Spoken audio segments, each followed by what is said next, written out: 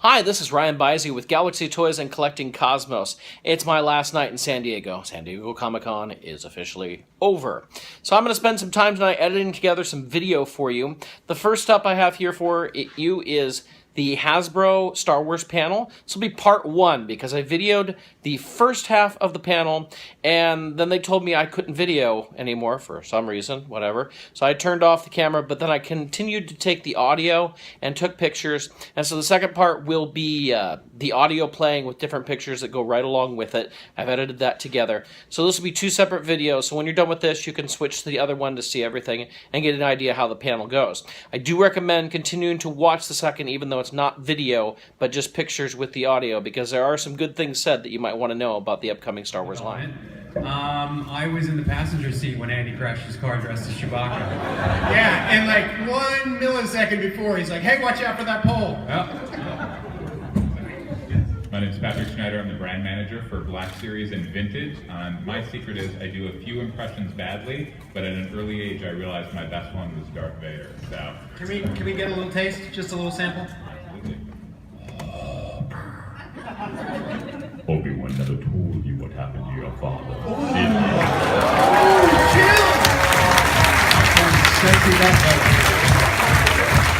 are friends at Lucasfilm. Whenever the time comes, I'm ready.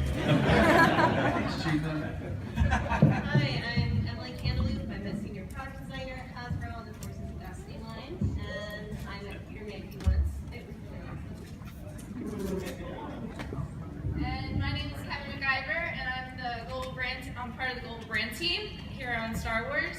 My fun fact: in high school, I skipped class to go see Episode 2. So Scandalous. You You should have stayed. You should have stayed in class. Somewhere George Lucas is shedding a tear. Sam Smith, the design manager on Star Wars. My fun fact is I have been aboard the real Millennium Falcon. Tom Rigo, sculpting manager. My fun fact was I was 6 years old. The first movie I saw was Star Wars. You math wizards. It's my age. Sorry. Hi, my name is Chris Dern. I'm part of Lucasfilm and part of the licensing development team, and I work with all these guys. My fun fact is there's video of them crashing that car at Chewbacca playing carpool karaoke. Yeah, and it's hilarious. We got the kibosh on that. There's a no-go on that. All right, cool. Thank you for all that, guys. That was really enlightening. There are also a number of people who couldn't be here today, from the Hasbro and Lucasfilm teams. And from all of them to all you guys, thanks for being with us, for braving the lines.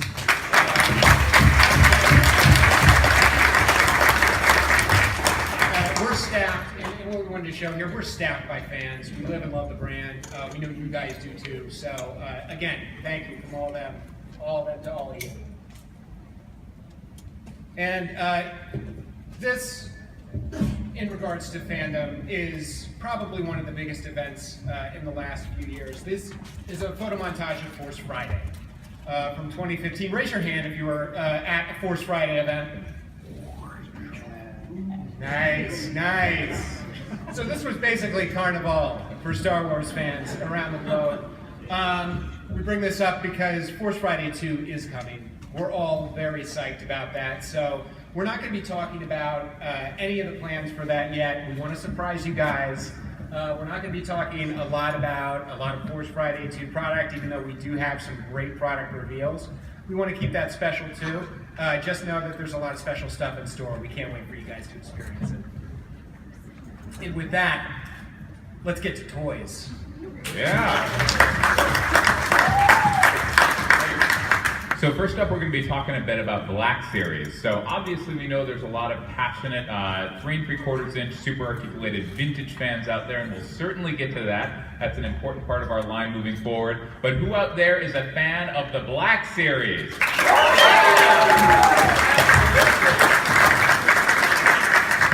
So many great lines there. We know that Black Series launched 5 years ago and has just exploded since then. Great figural expression, bread and butter of our line. Great niche characters, classic entertainment, new entertainment. We're going to keep that heat coming this fall with some great new expressions. And up on the slide right here is our Comic-Con exclusive. So we've had a great 3-year run. As you know, if you've been here the past few years, in 2015 we had one great item, an early release of our F7 First Order Stormtrooper. We anniversaried that last year with an early release Jyn Erso, as well as a Kylo Ren unmasked with exclusive accessories and an Obi-Wan with lights and sounds Leia. This year, as Steve Evans likes to say, each year we're trying to kick it up a notch even further. Although kick it up a notch is not really a British phrase. I don't know. Isn't that like yeah.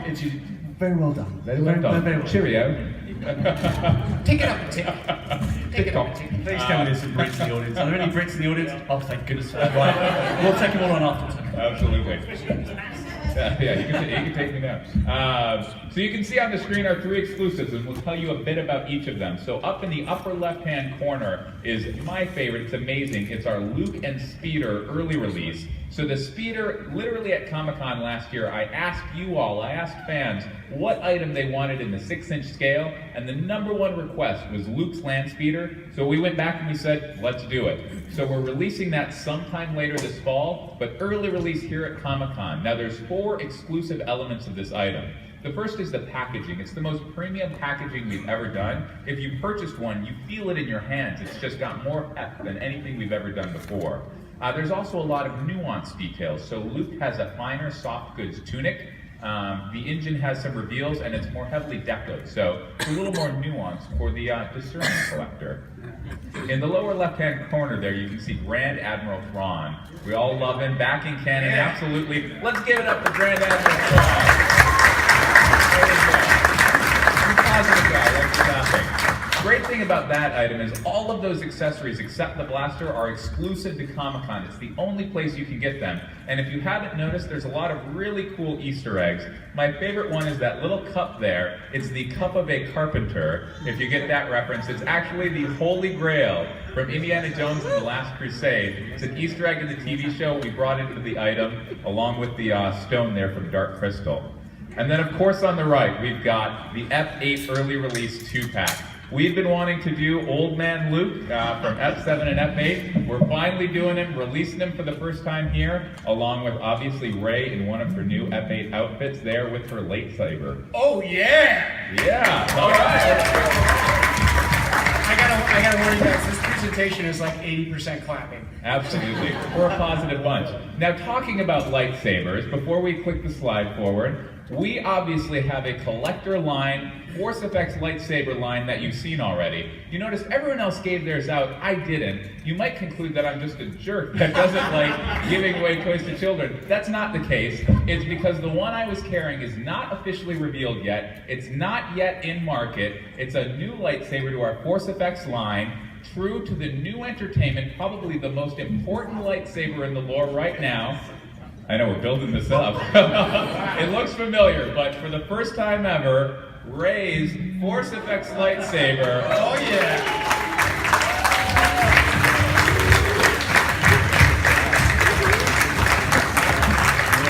And you can see that down in the booth. We'll put that out if Patrick will let go of it. He's so selfish.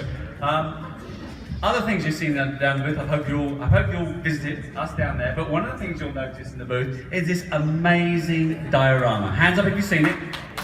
Oh, more than people that went to First Friday one. Right, okay, that's good. So, I just want to talk a little bit about this. The design team and our partners at Hasbro, they spent hours and hours and hours, weeks and weeks and weeks, overtime. Luckily we didn't have to pay them their salary.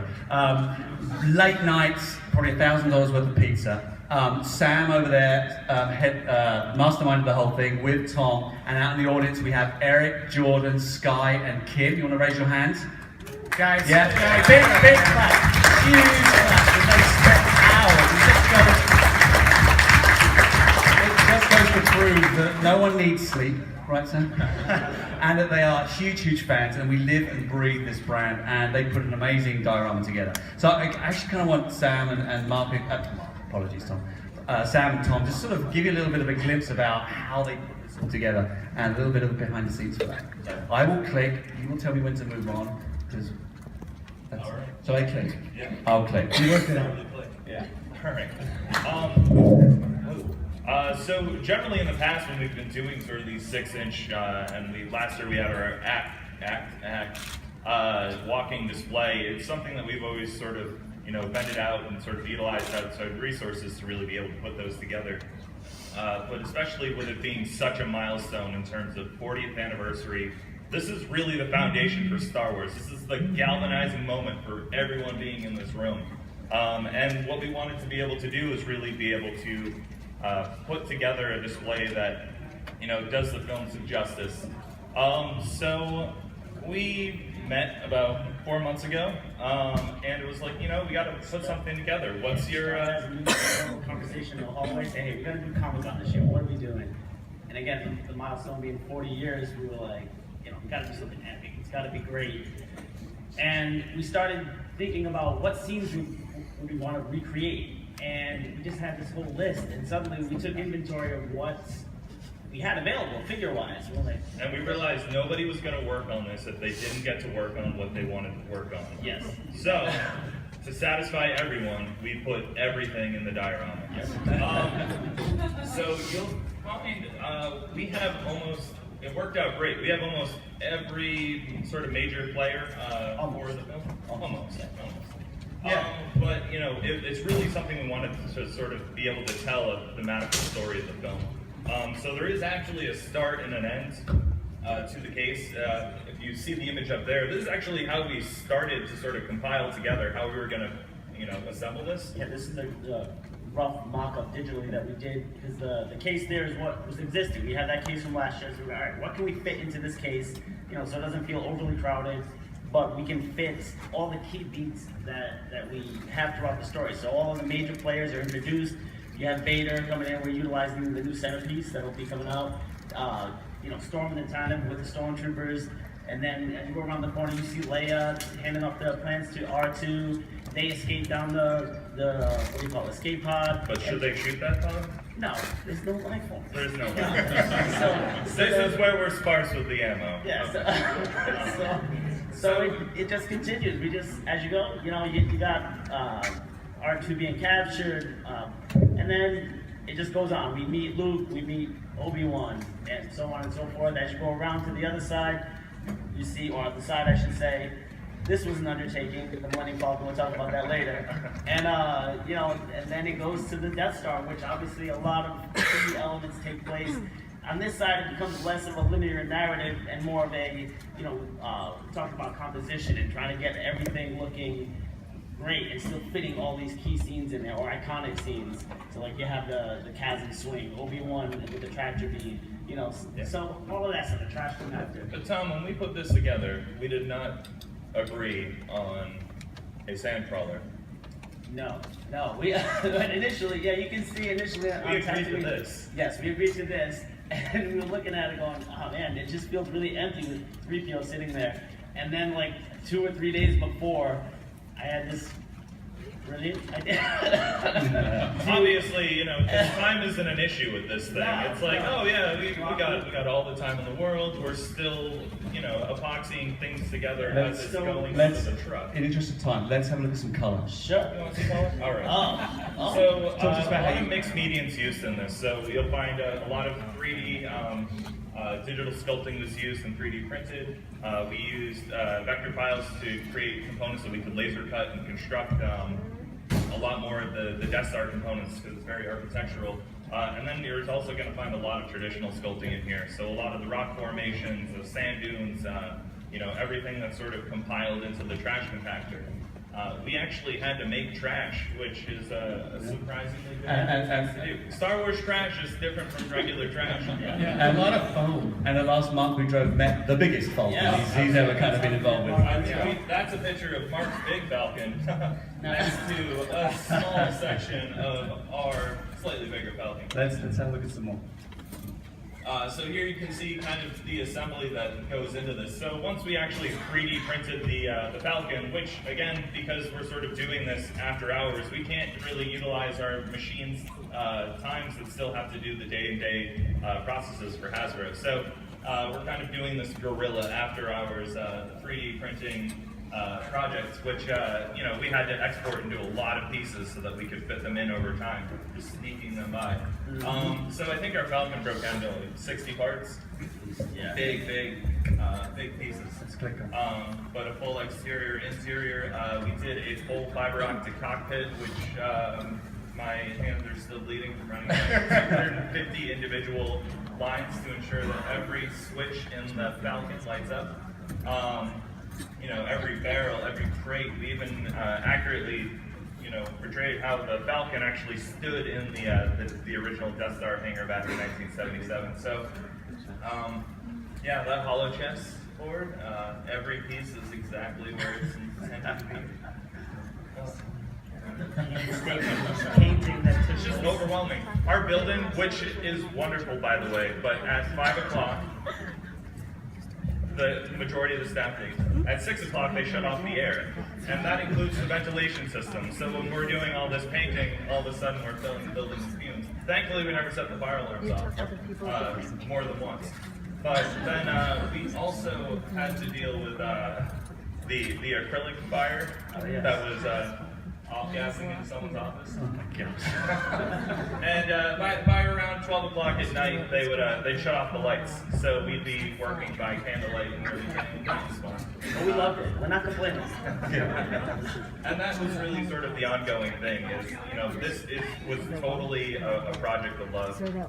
At no point did it really become a burden for us, because at the end of the day, with all the all-nighters that we did, with all the weekends lost, which was every weekend, Steve. Thank you. I'll buy you a card. Thank you to my family for sacrificing. No, I mean, thanks for that. I mean, amazing. Just goes to show kind of the amount of effort that was put into it. And some of the scenes are like incredible. I mean, personally, that kind of corridor tented floor is like amazing. It's the first time we saw Vader. Seeing that kind of brought to life in that is really kind of triggering childhood memory. Something's missing.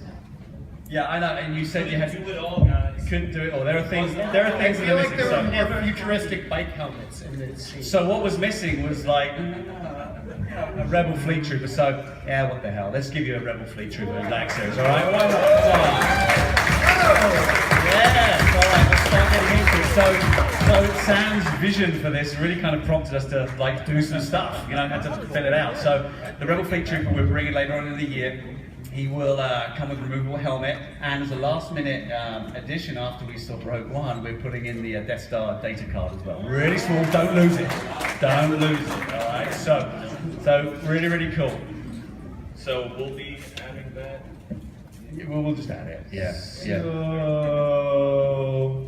that's a really nice decal you have up there. Oh, it's beautiful. Oh, and it says don't sweat. Oh, yeah. The licensor hasn't seen the deco yet. Are you showing this so we can review this right now? Yeah, can you do it? Have everyone got an hour? Every year this happens. Look, listen. If we spend time doing it, it's going to delay it. Should we delay it, or should we just get it out as quickly as we can? Yeah. No pressure. Yes. All right. We'll take a look at it on Monday. All right. All right. Okay. So, Rebel Fleet Trooper coming. So, you guys have guessed the game by now, right? So, what's missing? Dewback. What else? Anyone else missing? Anyone else you want to see? Great We dragon. got Jaws. Well, no, we're not doing a redeco pauldron. Don't worry about it. Don't worry. Oh yeah, What do you think? Not quite nearly. We're going Dewback. Our vehicles can have 4 legs. Yeah. All right. So again, later this year, as a follow-on from our land speeder and our Jakku speeder, we're going to bring the Dewback to life with a new sand trooper with a big pike. Tom, why don't you quickly? We got to. Sure. Just go straight into video. Can this go into video? Tom, why don't you give us a little bit of a... Yeah, we're excited to do the Dewback, and when we started, we're looking like, what can we add articulation-wise? This thing can get in any pose you want it to, and I think for the first time, maybe, an articulated tongue. So I was really proud of that. But we painstakingly textured this thing, utilizing real-life textures, scales from different animals from the real world, and just really. Texture this thing out. Articulated tongue. What more could you ask for? That's fantastic. So, You know, Star Wars is full of troopers. We got sand troopers, starting with stormtroopers. We got biker scouts. We got TIE pilots. We got AT-AT drivers. We got clones. Lots of clones. Lots and lots of clones.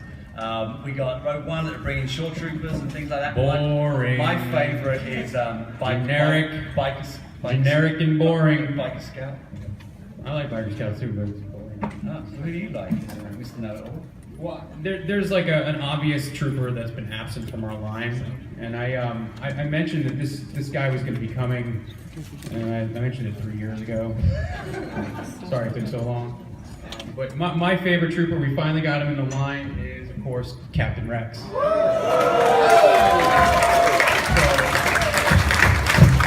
better late than never, but he is awesome. You can check that out there. We've got great detail like his weld marks for his base suit armor. He's got his kill marks on his helmet and down his forearm and his fist guard. Let's check the next one. And then of course we've done a lot of troopers with their helmet on, but check this out. Oh, you ready? You ready? Look at that. All right. So you may notice we showed you a special Rey figure yesterday, and Steve, there's something about this figure that shares a similarity. Yep. So we released Rey yesterday, and we're announcing Rex. No, Rex is not her father. I don't know that. We're not saying that. Right? So we're gonna do this. We're gonna do the same with Rex.